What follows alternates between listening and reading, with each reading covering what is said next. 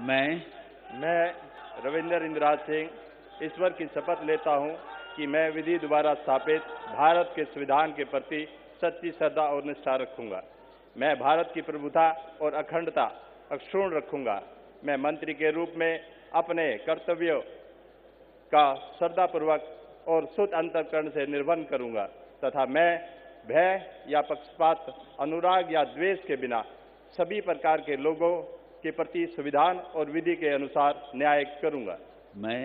मैं रविंदर इंद्राज सिंह ईश्वर की शपथ लेता हूं कि जो विषय मंत्री के रूप में मेरे विचार के लिए लाया जाएगा अथवा मुझे ज्ञात होगा, उसे किसी व्यक्ति या व्यक्तियों को तब के सिवाय जबकि ऐसे मंत्री के रूप में अपने कर्तव्यों के सम्यक निर्वहन के लिए ऐसा करना अपेक्षित हो, मैं प्रत्यक्ष अथवा अप्रत्यक्ष रूप से संसूचित या प्रकट नहीं करूंगा।